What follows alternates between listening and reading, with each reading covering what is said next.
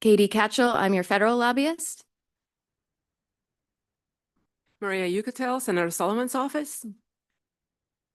Kara Hollitz with Senator Murkowski's office. Representative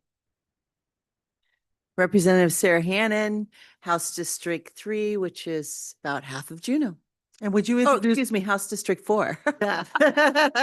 And Ms. Sorry. Representative Hannon, would you introduce your staff in the room if you have? And I have two of my staff members here, Hunter Meacham and Tim Clark. They've both been with me for a number of years, so should look familiar. Thank you. Good morning. There we go. Good morning, Andy Story. I represent District 3, which is Haines, Skagway, Clark-Warren, Gustavus in the North Juneau. And very pleased this morning, Tammy Smith is back with me this year. She's tackling education with me, longtime educator. And then Kaylee Holm, who started off in Rep Hannon's office last year and now is with me. Very pleased to have both of them. So you poached her. Yes. Good to know. Senator Keel.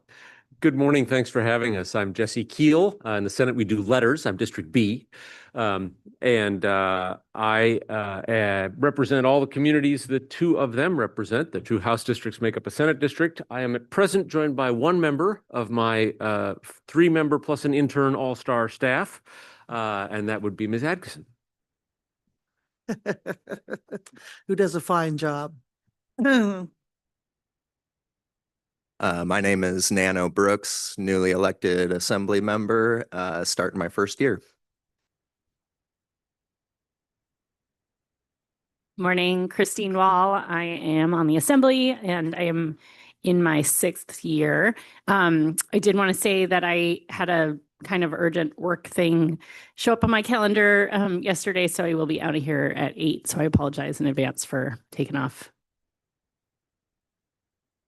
Good morning, Greg Smith. Just elected to my 3rd term on the assembly and honored to serve in the deputy mayor role. Thank you.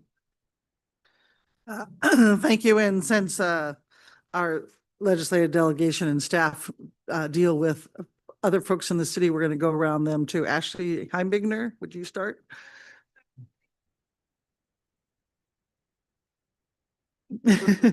Perfect timing. Alice here, visitor and director. Yes, I'm the manager of the Division of Management Resources. Bill Longhorn, Community Development Director. Oh, so sorry. Carly Shell, Court Director. Emily Wright, City Attorney.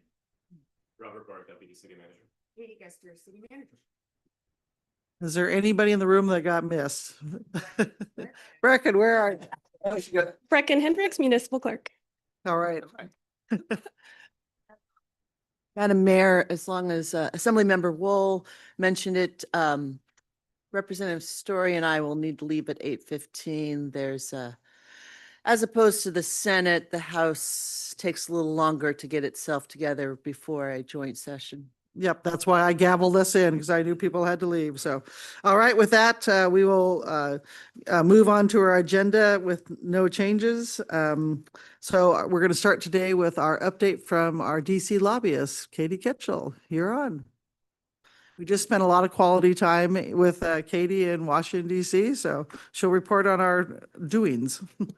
Good morning, everyone. It's great to be here, bringing news of how we're managing and advancing Juneau's issues and challenges in Washington, D.C. As you know, Juneau's top challenge is the devastating glacial lake outburst flooding, or GLOF, and the annual threat. Our top mission in D.C. is raising awareness and willingness to problem solve at the national level and among those in the lower 48. Specifically, getting federal help and engagement to respond, mitigate, and protect Juneau against the annual GLOF. We're making good traction on that front, thanks to the help of the congressional delegation. Senator Sullivan and Murkowski, Congressman Begich have all rolled up their sleeves to help. In the first week of January, Juneau leadership and Klingent-Haida leadership traveled to DC and met with the delegation, House and Senate committee staff, and 6 different federal agencies. It's a whirlwind, including the U.S.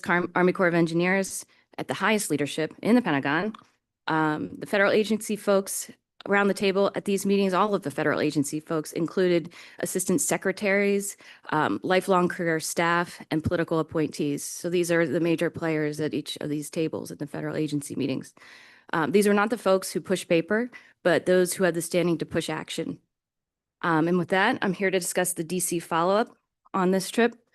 Army Corps of Engineers. On the flood fighting front, we heard the Corps is full steam ahead on the Phase 2 HESCO barriers extending to more of the unprotected areas. I'll be in communication with the city on how that's going and here to push the Army Corps and DC on that if needed. On the emerging solution front, our task is to submit legislative language that the Alaska Congressional Delegation can push in the next biannual Army Corps authorization bill called the Water Resources Development Act, or WRDA. You might hear that acronym thrown around, WRDA. The language we submit, will seek to expedite the Army Corps' selected emerging solution to the cloth, which has been determined as a lake tap after the December charrette. Related to the emerging solution, we will also seek congressionally directed spending for the Army Corps to do the geotechnical work, plus more design and planning funding. Although we're hopeful that the Corps might have some money in their 2026 work plan to do some of this work. If so, we'll just adjust our CDS request and we'll know about the work plan pretty soon. The WRDA bill is just an authorization bill authorizing Corps projects. It is not a funding bill. On a parallel track, we are laying the groundwork for construction funding. We are targeting the next disaster supplemental appropriations bill for that whenever that may come. The timing of that bill, well, it depends on other national disasters happening that year. The key to getting in a disaster appropriations bill is being ready with language that checks all the boxes and fits in all the boxes and has many justification documents as possible at the time. We'll be ready. We'll be ready to arm our congressional delegation with this information so they can push it when the time comes. Our FEMA meeting. The challenge with FEMA has been getting the permitting for bank armoring to support the HESCO barriers and meet the requirements of the National Flood Insurance Program. We met with the full team at FEMA, including the assistant administrator and the regional branch chief by phone. They were in problem-solving mode at this meeting. They promised to help Juneau seek relief from that part of the NFIP standards with respect to permitting bank armoring to support the HESCO barriers and keep properties under the protection of the NFIP. Our follow-up to FEMA is submitting our justification for seeking relief. It sounds simple, but up until when we traveled to DC, we hadn't been hearing from FEMA on that issue, but we have their full attention now, and they're ready and willing to help. With HUD, Housing and Urban Development, our mission was to thank them for the CDBG-IT grant, Community Development Block Grant Emerging Imminent Threat grant awarded to Tlingit Haida for the HESCO barriers, and to seek another, if there is another round of that funding was available. That answer is TBD. Congress is on the cusp of passing FY of 26 appropriations bills, and once we take a look at those, we'll have more clarity on that program and whether it's going to be funded. At HUD, our mission was to get clarity on the CDBG-DR, Community Development Block Grant Disaster Recovery funds that were allocated to the state, and we wanted to see clarity on whether those could be used on the HESCO and the pumps. HUD seemed to agree with Juneau that this would be one of the best uses of that HUD funding, and HUD recommended making this case in the comments to the state action plan and copying HUD. Forest Service. At the Forest Service, our mission was to ensure that the Forest Service would not hold up the NEPA process for the lake tap. Well, this mission was largely accomplished. The Forest Service said they'll be helpful and not stand in the way of NEPA. The follow-up to that is having the Army Corps headquarters folks reach out to the Forest Service, get together and discuss a NEPA strategy. They both have a shared goal of streamlining and expediting when it comes to NEPA. Those are some of the highlights of the most pressing issues and agency meetings. I'm happy to answer any questions. And that's it. Yes, acronyms are crazy in Washington DC, and I have to admit, once you leave there, you forget them all. Anyway, would you talk briefly about the WRDA and why we're in such a rush to try and get some things done and have the right paper called the right name? Right. Well, the WRDA is biannual and it's up now. And Congress will be, well, they're accepting WRDA submissions right now.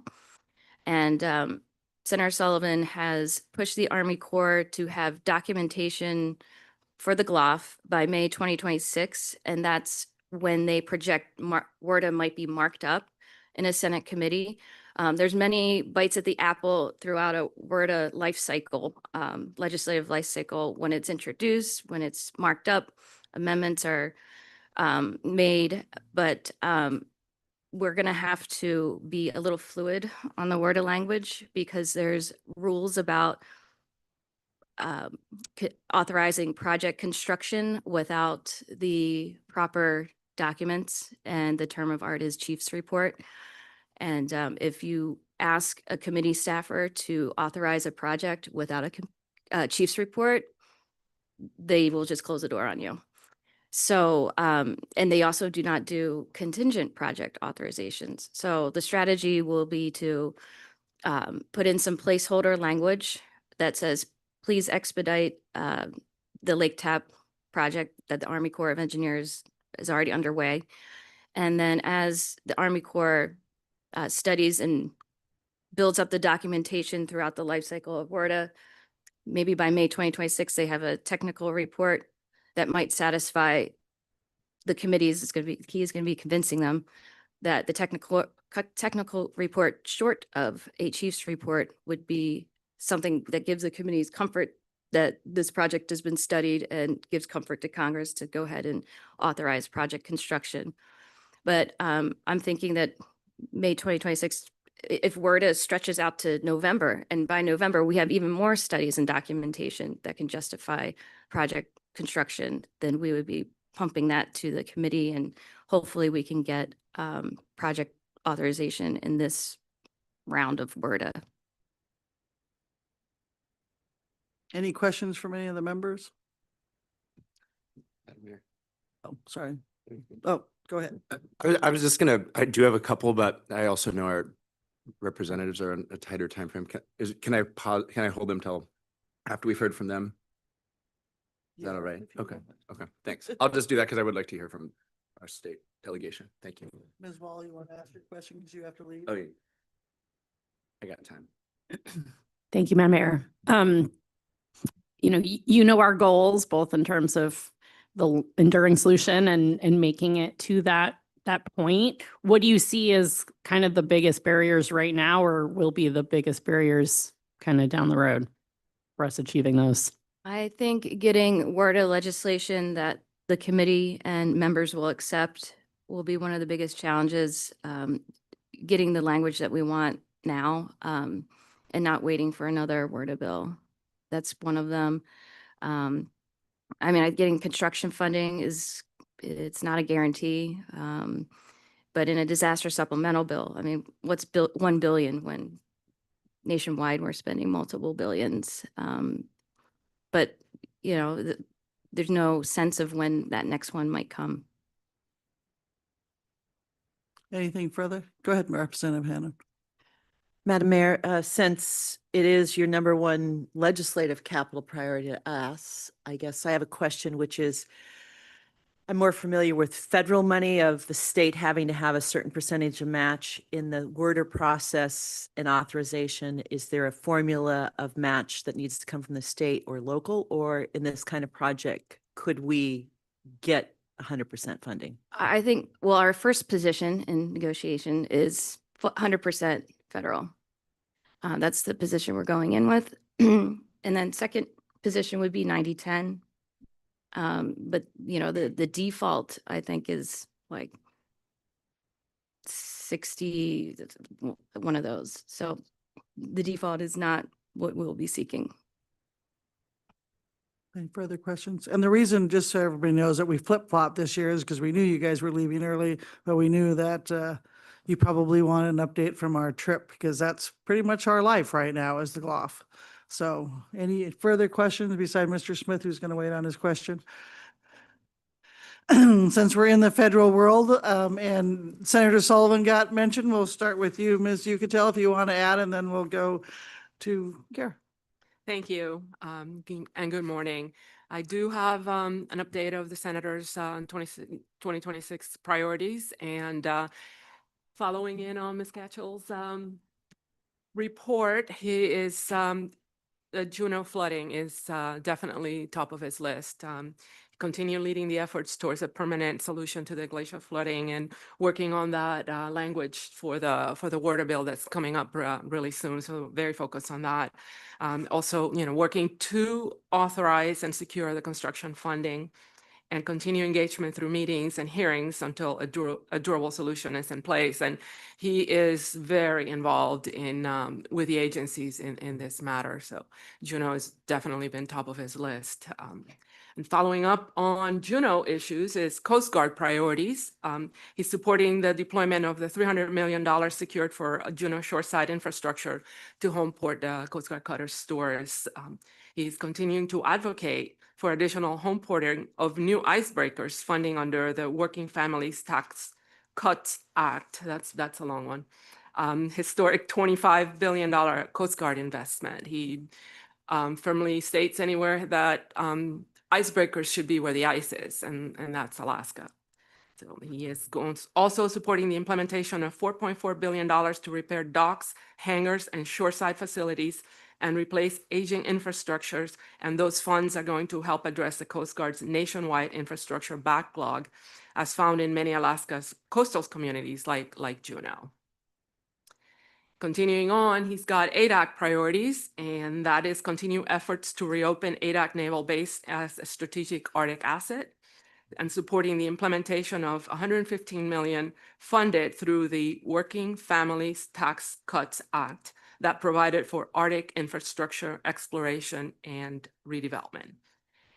He's got Port-of-Nome priorities, and this is something that his office was very successful in securing a 90-10 cost share in the WARDA. So that is gives me hope for the Juneau project, for the GLOF project.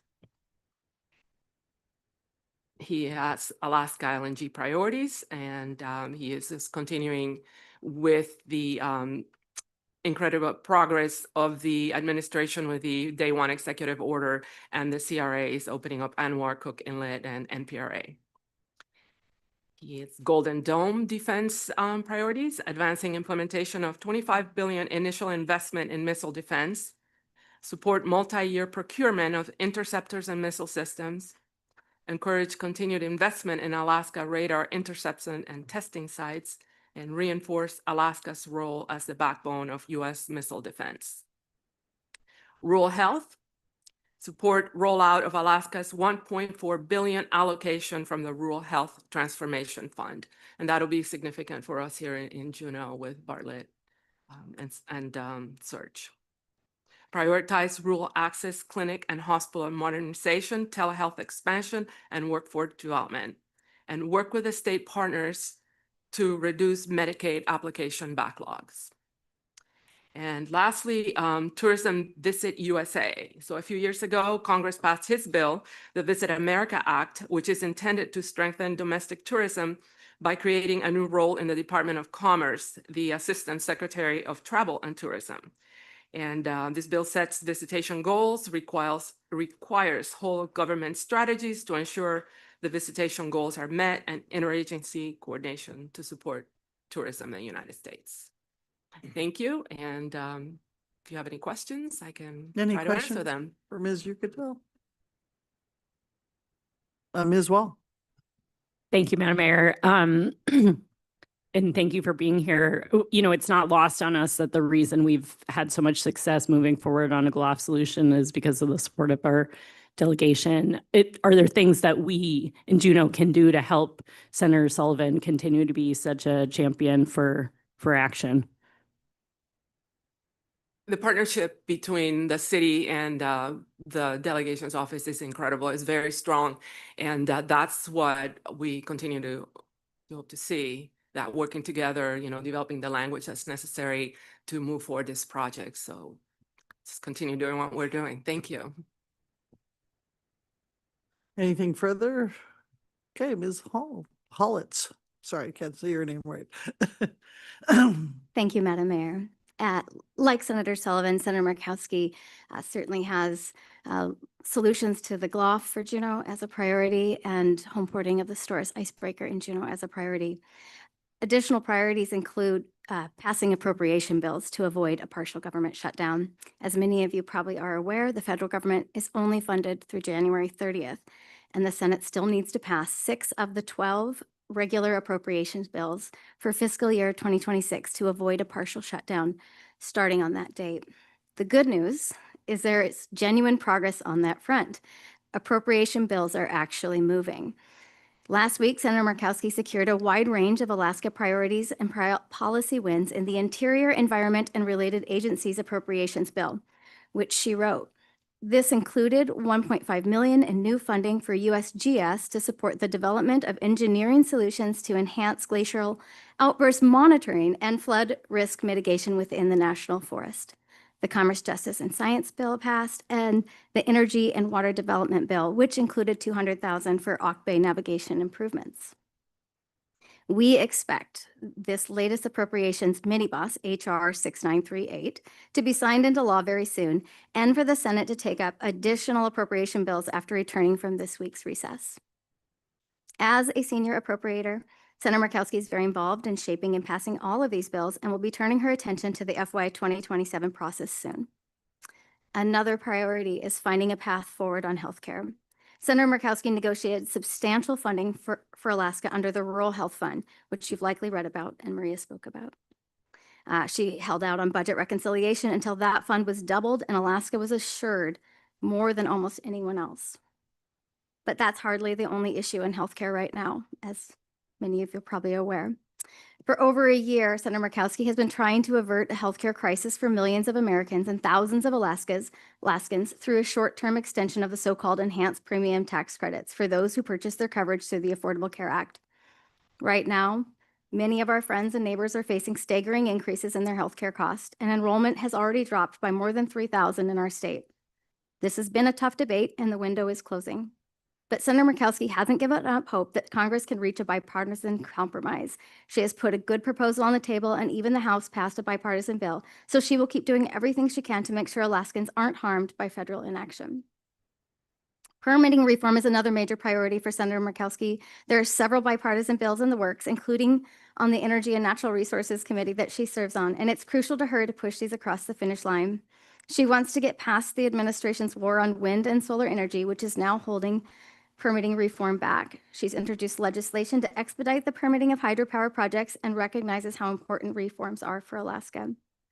She's also focused on a robust agenda at the Indian Affairs Committee, which she chairs, hazard bills related to earthquakes, tsunamis, volcanoes, and landslides, affordability from housing to groceries to energy and healthcare, sanctions on Russia over its war in Ukraine as opposed to tariffs on our partners in Europe, collaboration and respect for Greenland, which is, as she says, an ally, not an asset. This is not an exhaustive list, if you know my boss. That is very true, but it will give you a sense of some of the things she'll be working on this year. As a side note, Senator Murkowski won't be giving her annual address to the Alaska State Legislature in February. That will be a little later this year, so stay tuned for a specific date. Thank you. Any questions for Ms. Hollitz? Seeing none, I'm going to come back to you, Ms. Ketchel. Because Senator Sullivan, of course, has been the one that's making it happen to have the Storrs home port in Juneau, and we met with the Coast Guard. Do you want to give a brief rundown on that visit? Sure. We met with many folks from the Coast Guard involved with many different aspects of the home porting, looking at the redevelopment of the wharf, the vessel itself, power, and housing. They are going forward with a request for information to understand the housing in Juneau and to seek developers who might participate in helping create housing for Coast Guard members that would be brought in with the STORS. We will continue to work with Senator Sullivan's office to follow up on them with that and just make sure they're not being too bureaucratic and too moving. Because we sense the urgency. We want them to feel the sense of urgency. Housing is a requirement of home porting, and we need to make sure that they're using the resources that they've been given to accomplish that.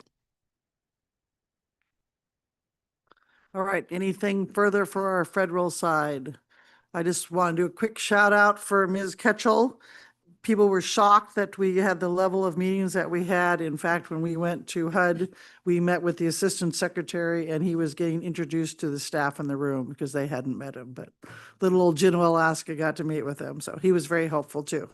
And of course, you know that we brought members of the tribe, including President Pearson, and in HUD, Jackie Peta is royalty. So she was very good to lead with that name. So with that, we'll go to our state delegation. Senator Keel, we usually start with you, but I'm not today because the ladies have to leave. So they can choose which one goes first. Rock, paper, scissors. I'm drawing the short straw because I sit on finance and we are short of money in this state, short of money to meet our needs. It is a dire fiscal situation. You know, for a long time, we've used the term of will we reaching a fiscal cliff? And I'm going to, Senator Giesel has been using the phrase, we are falling down the fiscal cliff and the anvil is about to hit the road. So that is the dilemma before us. The proposed budget from the governor is, you know, $1.5 billion from savings or such. For the last several budget cycles, of course, we've been able to not draw from savings by reducing a PFD to Alaskans to 1,000. And our initial overview from the legislative finance says, even if you did that, you still can't balance the books. And that's with no increases anywhere. And as most communities know, communities continue to have demands that aren't being met. One of the places in the budget where there's a hole is community assistance. So right now is the governor's proposed budget. And you know, there's this waterfall and back. Yeah, so we don't have the money in the fund to give the allocation that we gave last year, and there's no proposal currently to fill it to give it. So there's also, it appears right now, no money for school maintenance, deferred maintenance, let alone new capital projects, which we know there's a lot of. The other place last year we did fund, the operating budget was funded in the disaster relief funds at the 5-year average. And as a community that has seen, the average doesn't meet our needs, and we are not expecting fewer disasters in Alaska in the next 5 years. And the cost of responding to disasters is, I don't know that exponential is a truly I don't know that it truly is an exponential growth, but it is a substantially steep curve of growth in the cost to respond to disasters. As this, you know, community knows from December, the disaster fund was already at zero. So we are in a tough financial situation in Alaska. The governor is giving a state of the state address this evening, and the word on the street is that will include a sales tax statewide with a seasonal variation in it. And of course, in any community that already has a sales tax, we know that previously a concern was that drives business away to communities that have lower sales tax or don't have sales tax. And as you know, as local government, we just had a response from voters on a seasonal sales tax variation. So I know that this community isn't excited about that. I remain an advocate for an income tax. I think it captures a lot of money from folks that, one, can afford it and it's less regressive, and two, a lot of folks whose income is already being taxed in other jurisdictions. Most states' tax codes say if you're earning wages in another location, are you paying taxes on that? And when they earn them in Alaska and they're not paying taxes, they're paying it to their home state. That kind of ties into an issue that this morning we will be having a joint session on a veto override of Senate Bill 113, which is joining a national tax on apportioning digitized businesses. So your Netflix subscription, as an example. And again, Netflix is paying that tax in California because Alaska doesn't pay it for its share of consumers of Netflix in Alaska. And I voted for that bill. I'll be voting for the override of that bill because, again, I think that's a tax that doesn't change what the consumer in Alaska is paying, because the company they're paying a tax to is already paying that tax. They're just paying it to a different state because Alaska does not participate in that digitized apportionment. I could go into personal legislation, but I'm going to skip that.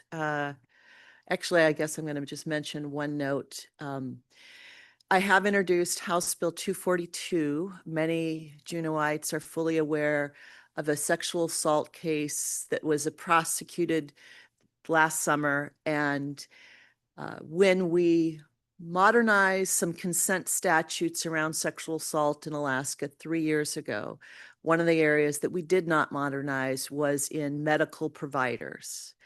And because of that, the word knowing and unknowing, there were some of the charges against the chiropractor in that case had to be dismissed because a victim knew and froze at the time of the assault. And I think that it's a bill that we should be able to get passed because there's not broad policy dissent about prosecuting medical providers who are committing sexual assault. And as we've modernized sexual assault consent statutes, the idea that people freeze in fear or is now understood. So even if you didn't fight back, it should still be prosecutable. So I am hoping that we will have the support of both prosecutors as well as victims and be able to clear that up. Of course, that won't resolve it. That practitioner, you can't go back and ex post facto prosecute him, but we want to make sure that now that we know that that's something in law, that there's really little dispute that that is an error. And it's not something that was overtly set out by lawmakers to do. It's one of those that as laws evolve and you become aware this is not what we mean by that, we need to modernize it. So with that, I'll turn it over to my colleague. Thank you, Rep. Hannon. Good to be here today.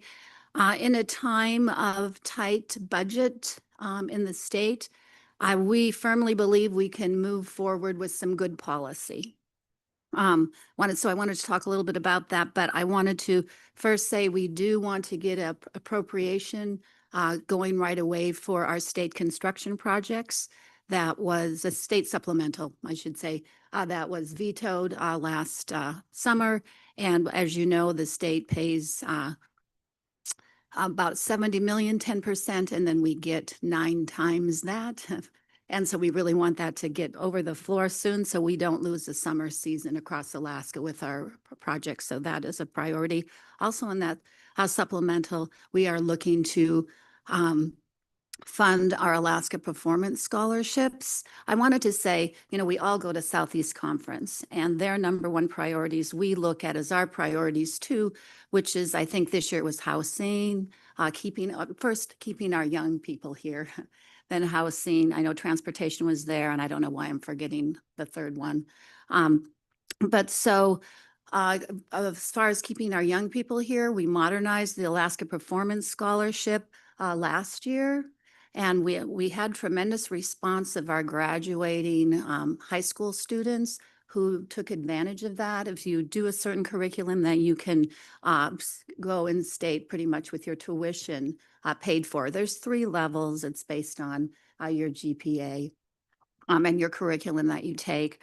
But last year, we did not have we used 100 million from that higher education investment fund that pays the Alaska Performance Scholarship, and we used 100 million from ADA. The governor vetoed the money from ADA and took it all from the higher education investment fund. So it's a real priority that's replenished, and then also that there is money to make sure what we take from the higher education investment fund, the earnings from that support all the programs. And we all added in that fund of paying for our doctors that we don't have a medical program. And so we fund that formula out of the higher education investment fund. So again, when we know when kids stay in state, we got your back with funding the Alaska Performance Scholarship, because if they go out of state, we only get like 40% of them back.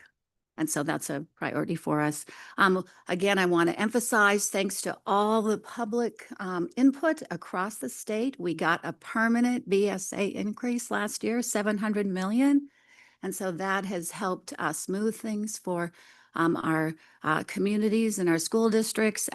But I want to say that, we did one-time funding of 680 million per student the year before. So it was a $20 increase, but it was permanent. So the school districts don't have to say they don't have it.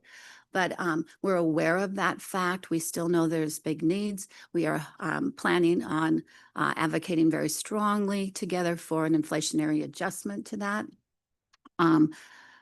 I wanted to say that I have a bill that I wanted to talk about, and that is House Bill 261. And I'll back up another step. Senator Keel and I have the honor of sitting on a task force that was put together of funding for education. And so we have a meeting on Friday. We're looking at certain reforms, and we will make a recommendation to the whole body the first day of session next year. And so we're looking at policy reforms and the topics. We have a schedule. I'll make sure you guys are aware of what the schedule is. And this week we're looking at chronic absenteeism. We're looking at open enrollment, just some issues. And we're doing a deeper dive, and we'll be taking up deferred maintenance at one date. We'll be taking up insurance reforms. Is there some way we can have some efficiencies with insurance pooling? What does that look like? So again, we're in a tight budget situation, but we are not stopping. We are moving. We are looking at efficiencies and looking at things to do. One thing I would really like to see passed as part of the reform is this House Bill 261, which is we will do how we fund schools differently.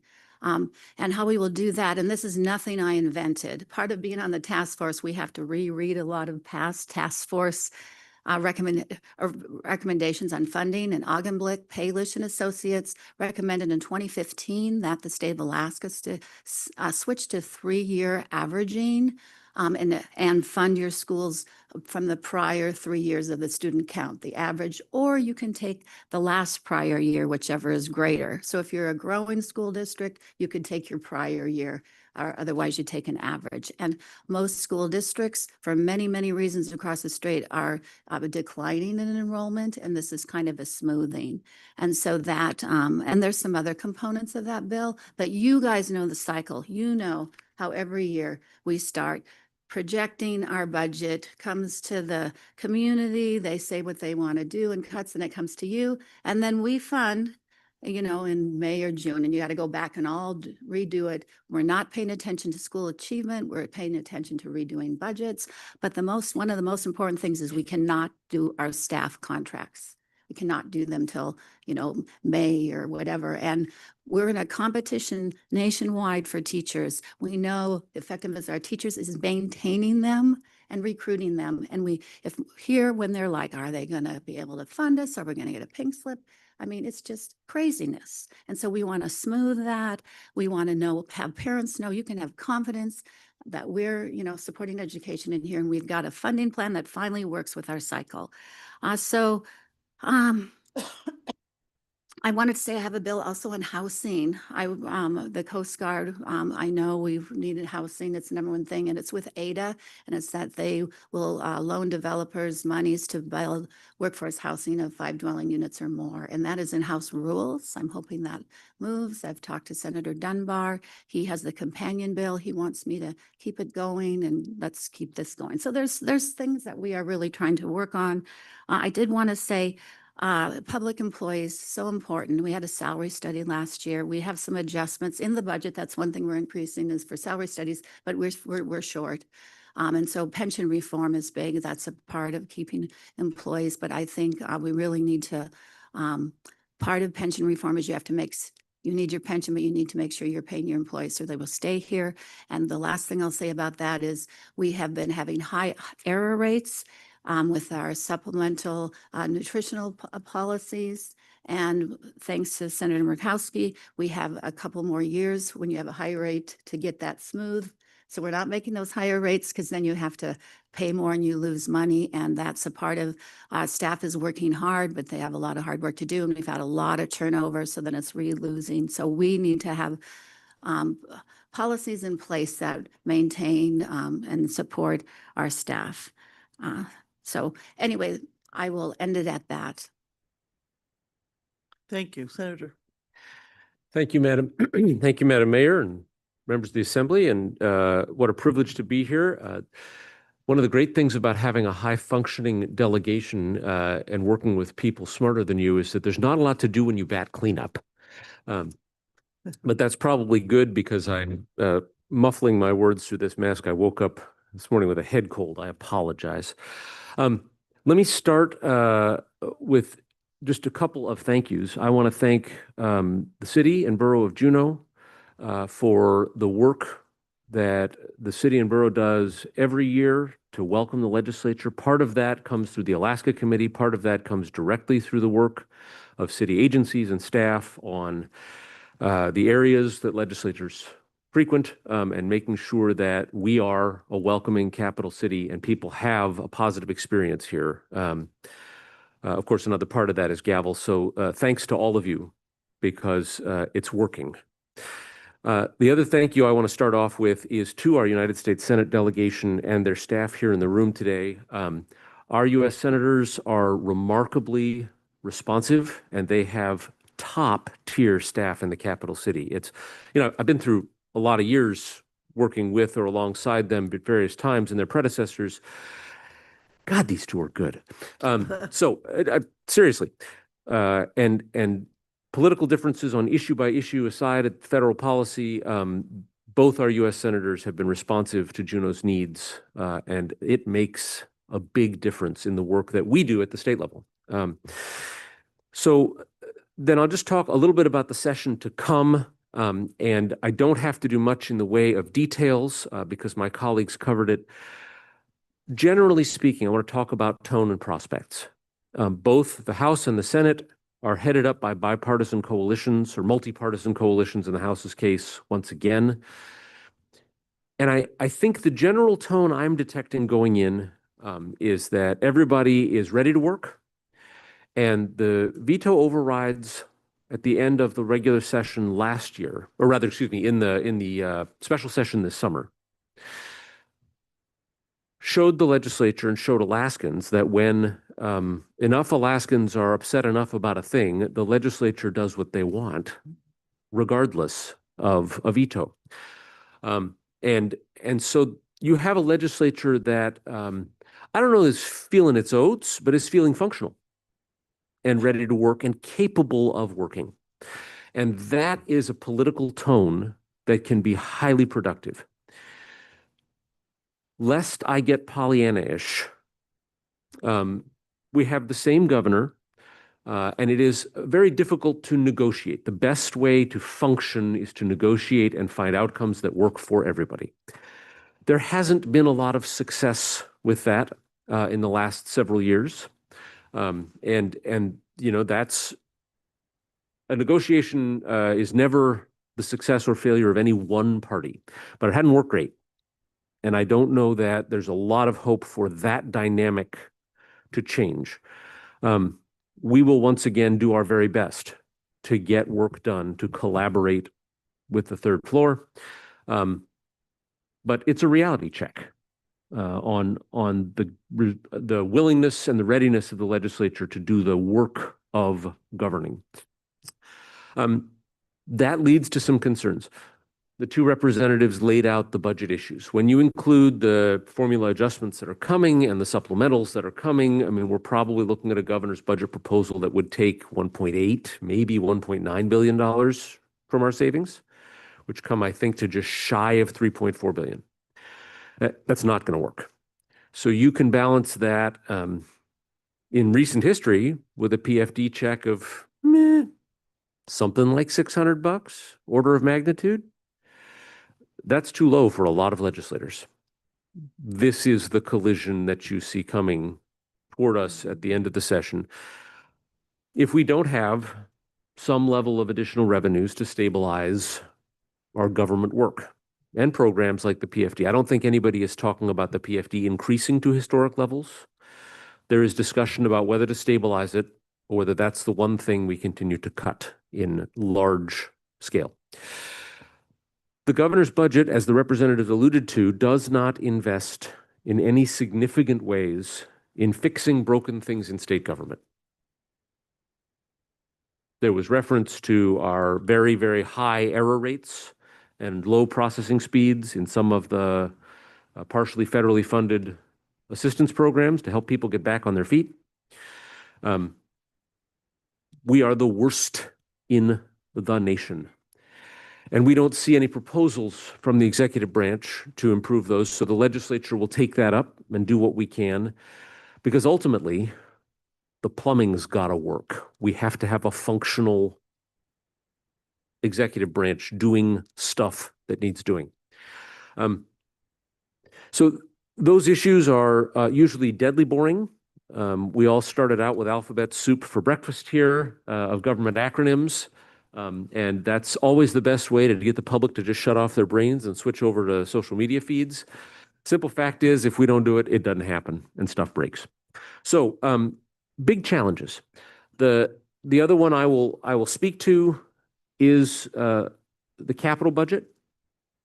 You heard my colleagues mention that there is no proposal to invest in major maintenance of Alaska schools, no proposal to invest in the huge backlog of deferred maintenance in the university system. There's no proposal for any maintenance for the court system. There is an amount for the executive branch buildings that is minuscule compared to the need, although it's not zero. So, let's call that a win.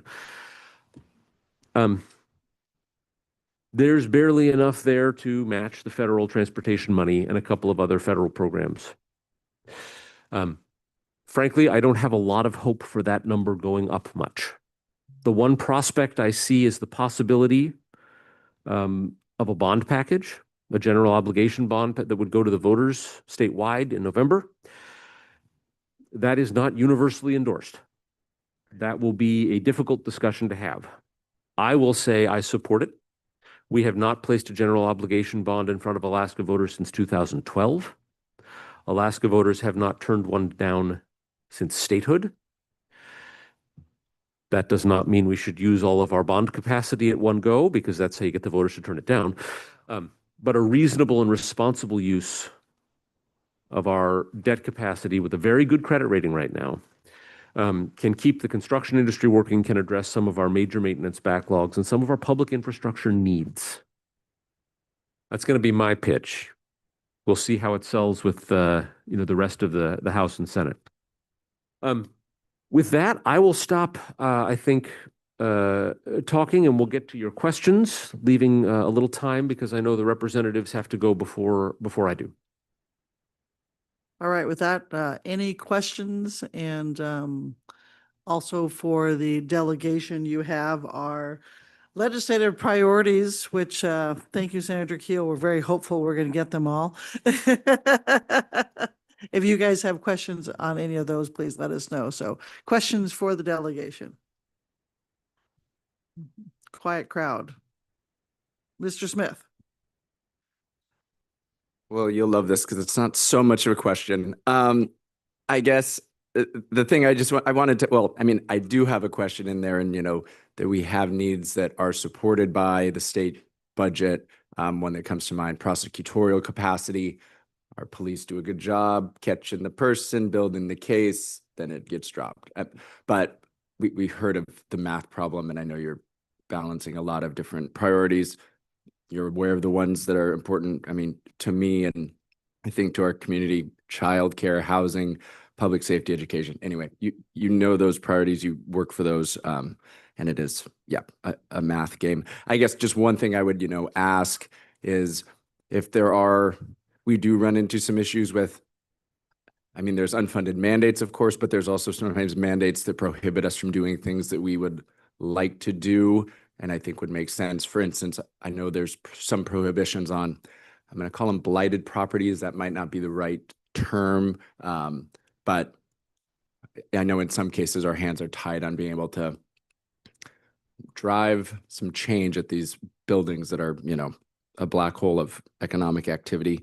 And then we also, of course, have some voluntary tax exemptions that are more required. But anyway, just if there are those things, we can let you know if we need help. But just allowing us and keeping our flexibility in mind, we would appreciate. So thank you. Ms. Hughes Candies. Let me sorry. Thank you, Madam Mayor.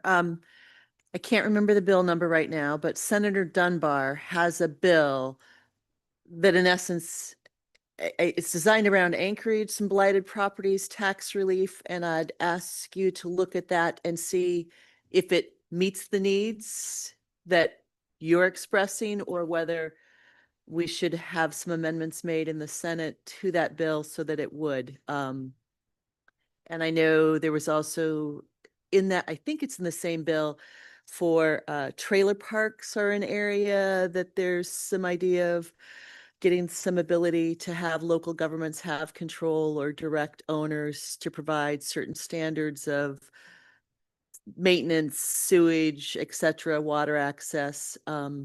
So we're not alone in that. And if a statutory change is required, let's make sure that what we need for our ordinance is to be flexible for us to be responsive to deal with blighted properties and get them into productive, usable, and therefore taxable, but in many cases, making them economically viable properties for our community, that we're crafting a solution that works for us, not just Anchorage, because sometimes, yeah, we're different than Anchorage. They have much different zoning and ordinances, but let's make sure that bill, if it's viable, has solutions that work for us. Thank you. We'll put Mr. Smith and Ms. Wright on that. Ms. Hughes Candies. Thank you, Madam Mayor, and thank you to all of you for being here. I'll just wrap it all into one. Thank you also, Representative Hannon, for some of your personal legislation. I was excited by some of that. Staying on housing for a second, I am very excited about that bill. I think it accomplishes a lot of what we were trying to do in the past. Happy to follow up with you offline on that. But I think, without speaking for all of us, that I'm very supportive of that. Similarly supportive of push to ADA for developing housing, and would even bring up the AHFC looking at a portion to housing or even a portion to HAP for those plus up grants. So appreciate all of the focus that you keep on housing, which you all already do, but would encourage you on some of those particular things. I guess what I'd love to hear a comment on, you already mentioned the sales tax, and was something that was going around during the welcome greeting the other night. So curious if you feel like there's any viability there. I know we are not the only community that would be harmed by that as a statewide approach. So just what your gut sense is at the beginning of, I guess, how that would be received. And then the other thing would be the rural health transformation. Really big opportunity, but also a really big undertaking. Wondering how the legislature can be supportive of that to the Department of Health, who are already very busy at work. Any words of advice to how Juneau could make the most of this opportunity, which I know we're already tracking at the staff level. Thanks. Who wants to answer those? Senator Kill. Ms. Hughes-Gandy's only asks easy questions ever. Today, point blank, haven't seen anything in writing yet. Sales tax doesn't have the votes. Can that change over the session? You bet it can. How is it going to be structured? How's it proposed to work? Who gets to decide what's exempt in a community? You know, I never forget that some communities south of us here in Alaska tax residential rent. That's intolerable to me, and Juneau, of course, never has, and I'm pretty sure isn't gonna. What's the state proposed to do, and which one of us is going to force to change, or is it? I couldn't tell you. On the other hand, the state is in dire need of additional revenues, so something's going to have to give somewhere, and that will be probably the great. One of the great issues of the legislative session, since I don't think we're going to spend a whole huge amount of time on a gas line. There'll be talk, but yeah, I'll believe it when I see it. The other question you asked was about the Rural Health Transformation Fund, which our congressional delegation representatives mentioned here. I'll give you the short answer. Nobody understands it yet. Nobody's sure what's in it yet. And nobody's sure what the rules are yet. That's not a crack on anybody at all. This thing came out of Congress fast. It came out of the administration equally fast by federal standards. There's not that much guidance. There's discussion about whether we're going to have to change a bunch of other Alaska laws in order to get this money. And nobody knows if that's will you please or thou shalt or else. So we have a huge amount to understand yet about that. And I think as early as Juneau and Southeast providers can be involved with the state's Department of Health and talking to our congressional delegation to make sure we all understand it, the better. It is a huge amount of money, and you can't spend it on programs. So it's more questions than answers right now. Ms. Story. Thank you, Madam. Thank you, Madam Mayor. I would just like to add that with the rural health healthcare funds, transformation funds, it's supposed to be for things that are transformative. It cannot be for replacing operations. And of course, as that sinks in for people, we have a whole bunch of needs out there for our deferred maintenance for hospitals and, you know, just tremendous amount. So it has to be for things that are transformative, not for operations. We're very much aware of not having the details lined up. And I wanted to just mention that Genevieve Mina, who runs the House Health and Social Services Committee, they will be looking into that. We'll be following it. And that's what we really need to do, because there are opportunities in that, and we want to make sure we're poised to do them. Things like infant learning program, we'd love to expand that, but it can't be for operations. But infant learning can train staff to know how to build, to do certain billing for federal dollars, and it can help them put things into line. So it can do some things to help where we want to get to, but it can't be operations. Representative Haddam. I've only participated in one briefing, but Commissioner Hedberg and Emily Ritchie of the Department of Health and Human Services is, you know, at the lead for that. And one of the examples when we were briefed, and we talked about, so transforming health like nutrition, food is medicine. And then the example she gave, but we can't buy food, but we could buy seeds.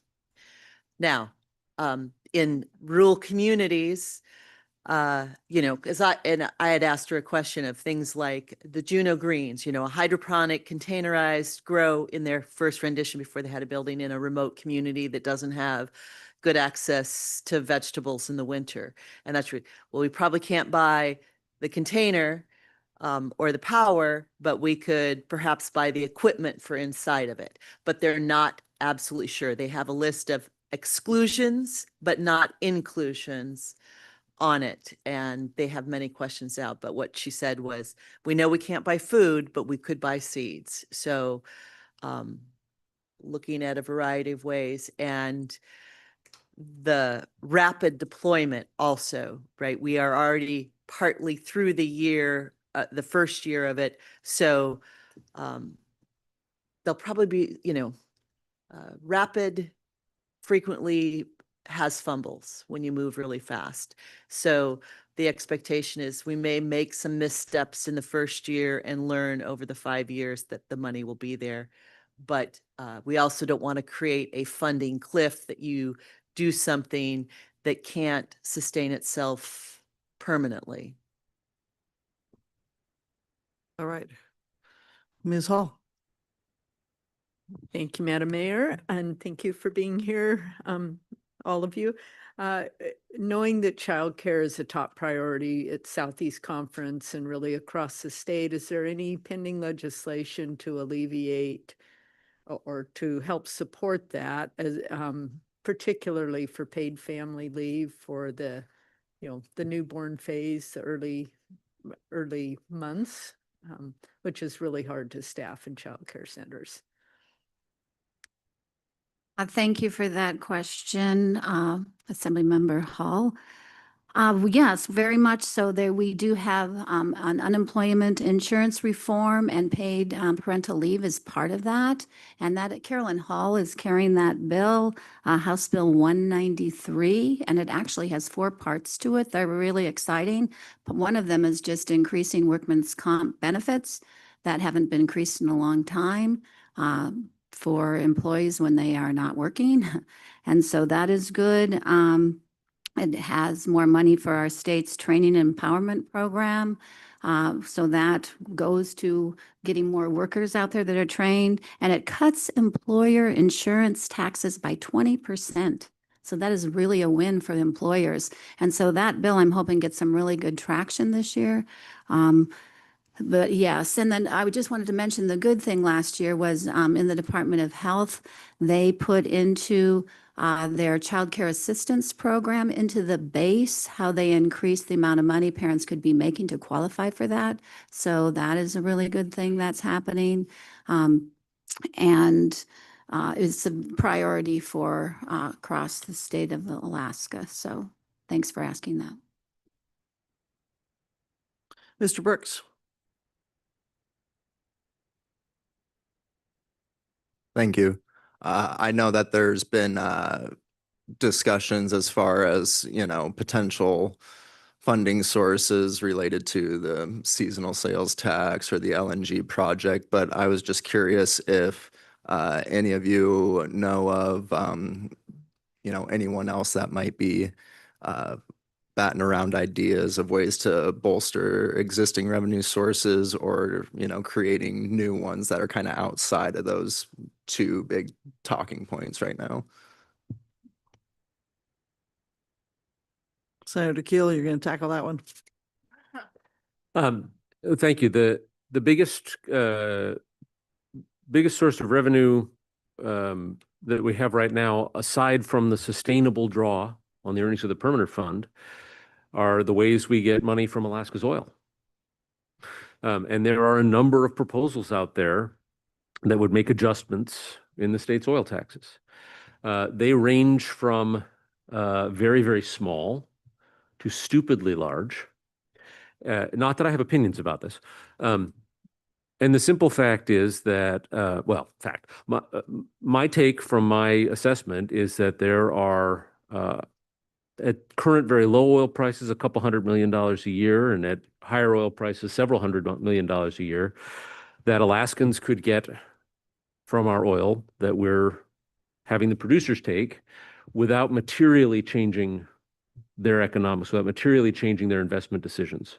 The industry will tell you I am wrong about that, just to be upfront. And so as we look at revenue packages, I definitely think that some additional value for Alaska's oil to the Alaska side of the table instead of the producer side of the table is entirely appropriate. And frankly, the vote counts are as closer on that than they are on a sales tax right now. So that will be part of the conversation. I can't tell you what's going to be part of the solution. The additional production that is coming fast from the North Slope will pay effectively no production tax. Now, there'll be royalty from the stuff on state land. We don't get any royalty off of federal land. So the Willow project on federal land, man, state's going to make just about nothing from that for a long time, eventually. The Pickup project, that's on state land, there'll be royalty from that quick, but no production tax for a long time. So additional production of oil with the tax regime we have now doesn't do a heck of a lot for the budget. Sorry to say it, but those are adjustments I think we need to make to our oil taxes. When you look at the numbers, additional economic growth in almost any industry is a rounding error to the state budget. That's a problem, but that's the case. I'm going to remind you, I've been sponsoring a small tax bill on vaped nicotine all 4 of my terms. Right now, the Senate vehicle is in, because there's a Senate companion bill that's sponsored by Senator Gary Stevens. It's in the House Finance, so it's close to being passed before. It's not a huge revenue generator, but tobacco and nicotine has huge costs to our state.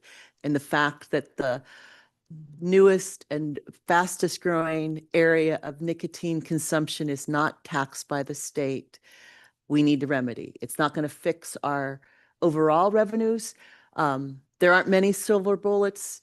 Even a change in oil tax won't solve all our problems. So I look and think we still need to modernize many of our smaller taxes, or in this case, implement a tax that doesn't exist on a product that has huge social costs, health costs to the state.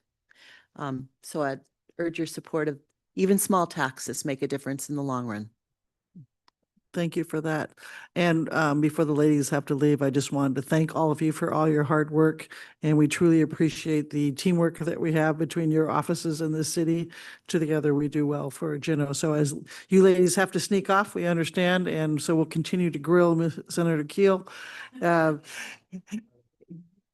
Any more questions before? Excuse me, Madam Mayor. I Go ahead. really wanted to thank all of you, federal level here. It's in our own city. You guys have gone above and beyond for the citizens here, and we are very grateful in our offices that we know the team here is just so strong. And thank you, because it's been a really, vulnerable time and a scary time economically and with your home values and just so much. So thank you for conveying the message so well, and we're very grateful. Thank you, Representative Story. So, all right. Seeing no brave souls, we'll go to our lobbyist, Kevin Jardell. He thought I forgot him, but I didn't. Never think you forget me. Thank you, Madam Mayor, Assembly members, our delegation. Let me say first, thank you. I've had a long relationship with the city. I appreciate it. It's enjoyable to represent my own committee or my own community.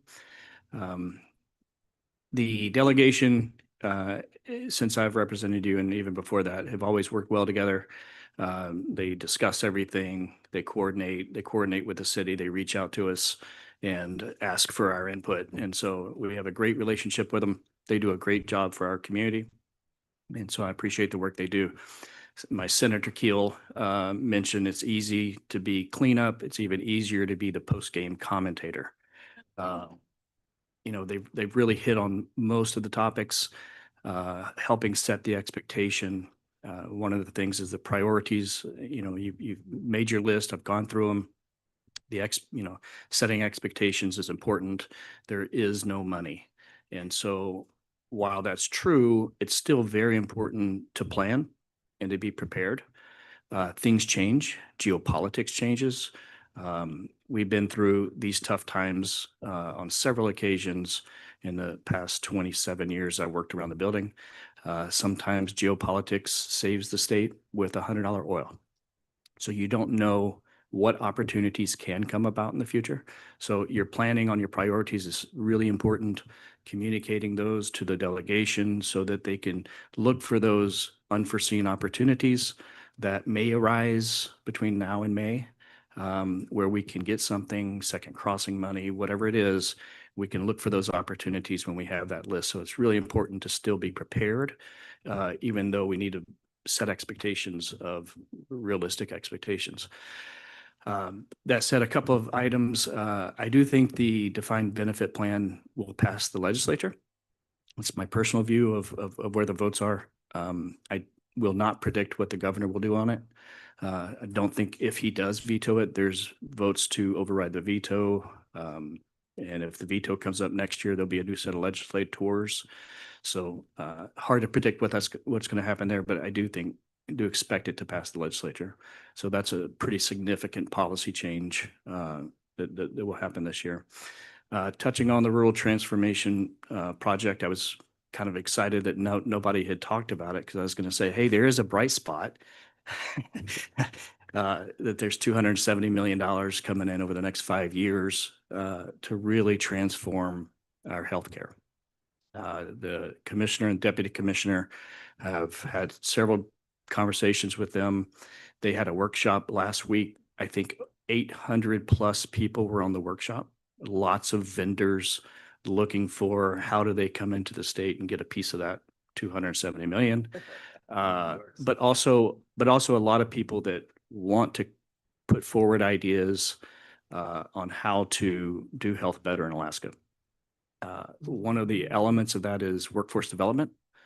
You could see UAS, other things coming up with some ideas on how we can improve workforce development for our healthcare system. It's always difficult for finding jobs, getting enough nurses, really just across the board providers in rural areas. So that's a bright spot. It is a rushed process. It's on a federal fiscal year, which means they have to spend this current federal fiscal year, I think by September. And you have to spend all your money in each fiscal year. You can't carry it over. So the department is really looking for provider groups, communities, hospitals to come forward with ideas. They are not going to be able to generate those ideas themselves. So they are really counting on Alaskans to come forward and say, here's a proposal, here's what we think it'll do, and here's how much funding we need. The other aspect I'll just mention is it's a 5-year program. Whatever you create needs to be sustainable without the federal funds, because in 5 years, it is very unlikely there's state funds to back up whatever you do. So it needs to transform processes, transform how you do things, make things better for patients or just in general health. But don't expect those funds to be backfilled. On the budget, it is very difficult. Probably can get through. There's a big supplemental this year, which will have to come from the Constitutional Budget Reserve, it's about $3 billion. So that decreases that. Next year's budget with $1,000 PFD is, projections, which are always dangerous forecasts. It's the sky's not falling next year, but if the forecasts come in worse than what they're forecasting now, it can get really bad really fast, and you can run through your savings very quickly. So the concerns are real, and another little bright spot. If you look at the forecasts, it's really about a 5-year major problem, and then there's some possible light at the end of that tunnel, where some new revenues are coming in and prices are up and things may get better. But over the next 5 years, it's going to be a very challenging time for the state. I don't see any excitement for the sales tax right now, but I do think that the discussion, if the governor does introduce it, it will be a very healthy and needed discussion over is the sales tax right? That will lead to discussions over, if not, what is.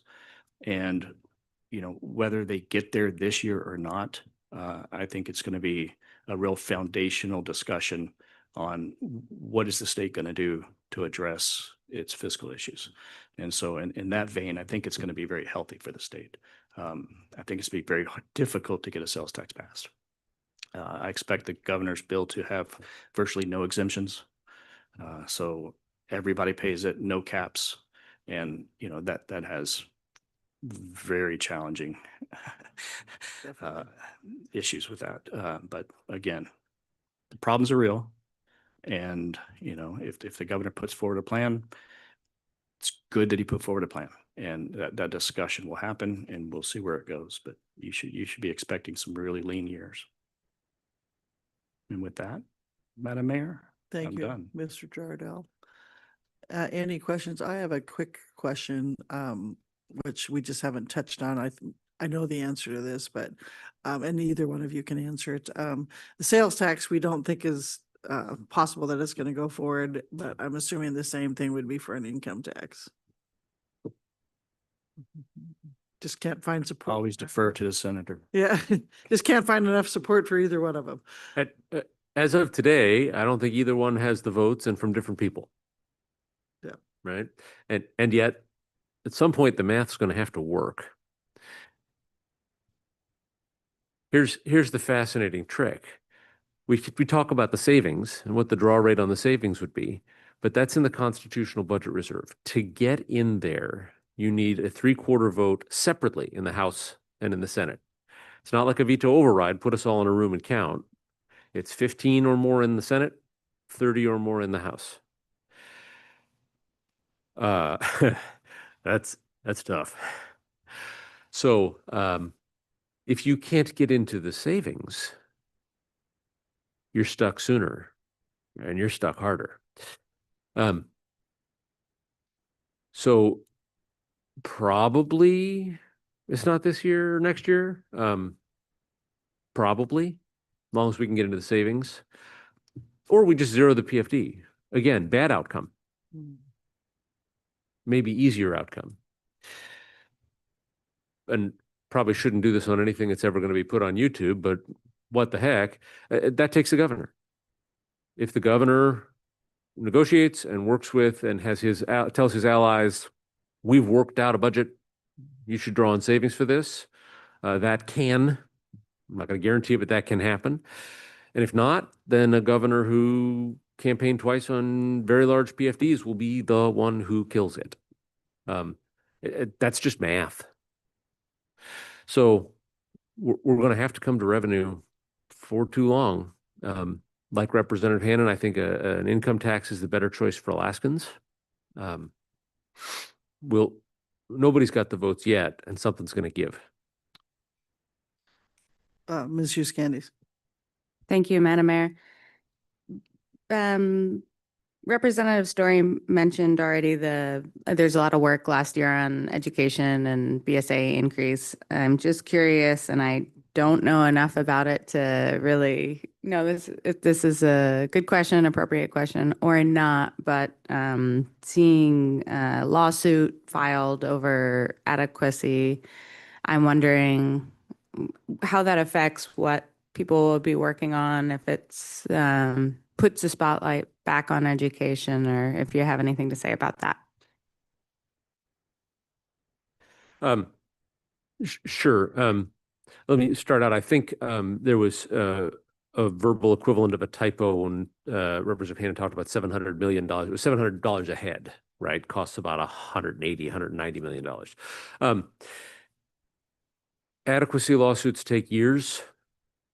The legislature is seldom moved to lurch into dramatic action by just the filing of one.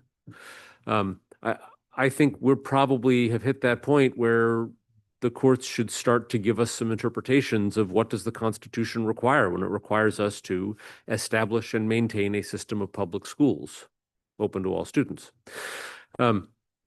What's good enough to satisfy that? Are we there, or have we slid below that? But that's years out. The fact is that, as Representative Story said, we stopped school districts from yo-yo budgeting. That's good, but the increase over the prior year was really 0.3%.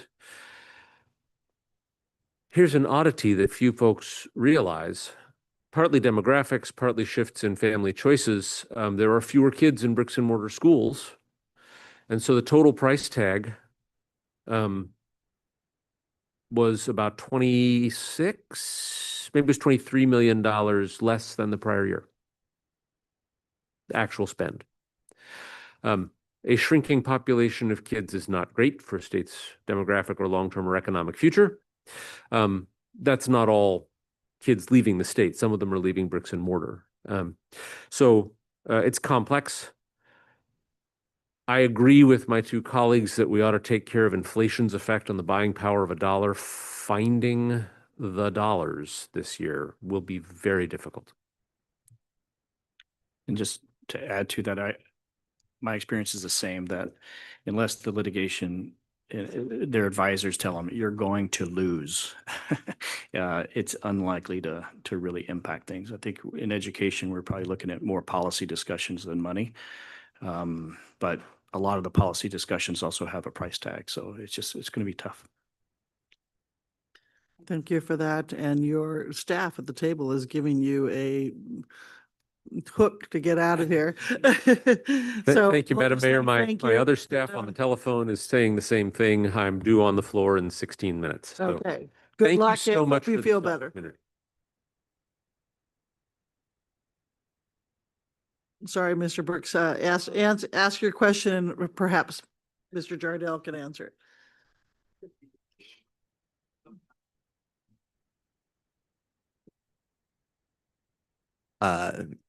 It's related to the PFD. I mean, and it definitely be a better question for Jesse, but he can hear it later.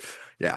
But my thought is, as far as like preserving, the financial abilities of the state with the PFD, do you think that discussions of making it optional for residents to go for a land voucher to exclude themselves from it in the future, do you think that would have any benefit to prolonging the life of the PFD or the financial abilities of the state, or how hard would it be to get support or implement something like that? Mr. Jardell. Yeah, thanks for the question. Let me just start with, $1,000 PFD is roughly $700 million. And so, you have a spending program that is fairly significant. That does have some buffer room, and it is, if it's required, you can reduce it, to 500, and you get 350 million. The voucher, trying to change the system on how it's delivered to residents is very difficult. People are very passionate about it. I think it'd be very difficult to move a policy like that forward. You would need the administration behind it, because to develop a policy like that for land, you would need the expertise of the department to really step in and help develop that so it'd work. It'd be very difficult for a legislator to develop a policy that would actually work on a land voucher type system. So not commenting on whether it's a good idea or a bad idea, just I think it'd be very difficult without the executive branch really supporting the idea and helping develop it so it would actually work. Mr. Kelly. Thank you. And I think this question is probably best suited for Mr. Jardell. So a lot of the there's a lot of mental health needs in Juneau, in the state, and they seem to fall a lot of the burden on working on those seems to fall on local governments, nonprofits, or perhaps a city-run hospital. I am kind of so the mental health trust is funded in a slightly different way. I'm wondering what sort of mechanisms are in place to maybe see more of the needs that are met by our community. Is there any way to address that with the mental health trust, or what mechanisms are available? Yeah, so good question. The state over the last 5 years or so has put in a lot of money for behavioral health. It's been one of their big topics. It comes up as a priority for the department in the Rural Health Transformation Project. And so they are looking very hard at behavioral health and how to change the delivery, try to make it better, more efficient, more effective. But and then let me just jump on the mental health trust. Mental health trust is their own animal. They're very independent. They're independent, make their own decisions. They chose to create a policy that they have pretty much stuck to, that they don't want to create a program and maintain funding forever. They want to fund things to start a program and then hand over the funding to the state. In the current budget situation we have, that's very difficult. Starting new programs and putting in new money with the hope the state's going to backfill you in the later is extremely risky because there's just not much money there. So, the mental health trust could change their policies and fund things long term, but they have traditionally not wanted to do that to preserve their own capital and their own funding. So, Medicaid puts a lot of money into behavioral health, but outside of the entitlement programs, I don't see the state having the ability to really put more money out there. I think people are going to be looking to the Rural Health Transformation federal funding to try to see if we can't solve some of those issues. Yeah. Ms. Hall, and then we'll go to Mr. Smith for his question for Ms. Ketchel. Thank you, Madam Mayor. And I don't know if this is necessarily well, it is a question with the rural transformation funds. Prevention, as a nurse, I know that prevention is way cheaper than treating the disease down the road. Is there any opportunity or thought that funds can be used for, that 0 to 3 age group, home visiting programs, for instance, or, such as parents as teachers or nurse family partnership? Yeah, I can't answer that.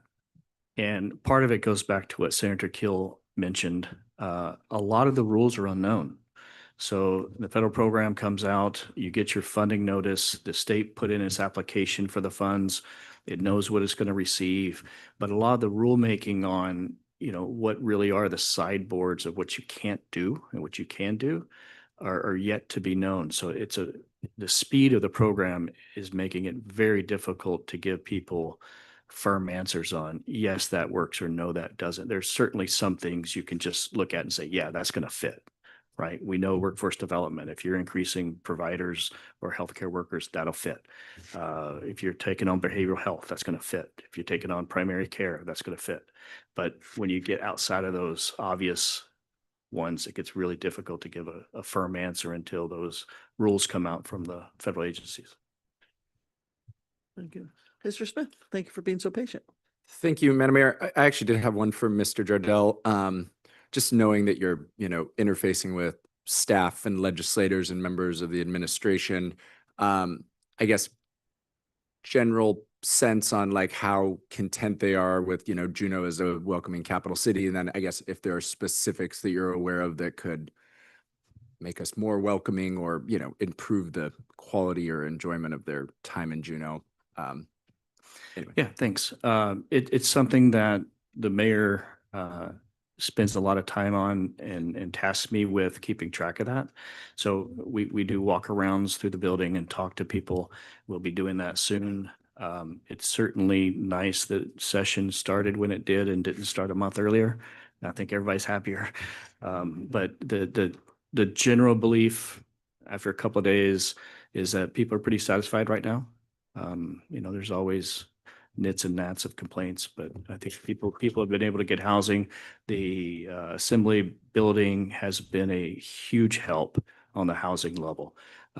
nothing but praise and appreciation. A lot of skepticism that it was going to be a dorm type place, and people were hesitant to go in there. And after the first year, people were signing up on the list wanting to get in there because of the positive experiences with it. So that's been a huge improvement. I serve on the Alaska committee. We constantly monitor this. We do polling. We do things to try and gauge where do we need to go. Several years ago, the local or the downtown crime problems were really raising to a crescendo. That's decreased significantly, and through the help of the city's efforts. So I'd say right now we're in good shape, but we try to stay on top of that and monitor it.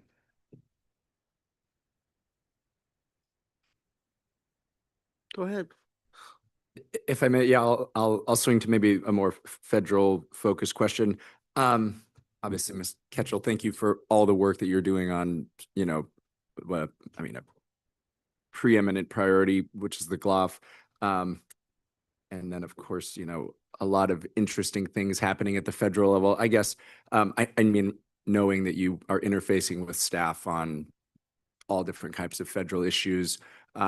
I guess anything you'd want us to be aware of in terms of things you're seeing on the horizon about, like secure rural school funding, or, we had heard at one point of a possible change for eligibility for, low-income families for childcare. I guess anything on, and all the other stuff that you'd want to flag for us to kind of be aware of. Sure. I believe the PILT program, payment in lieu of taxes, was funded in one of the appropriations bills. I'm looking to secure rural schools. I have to track that down. But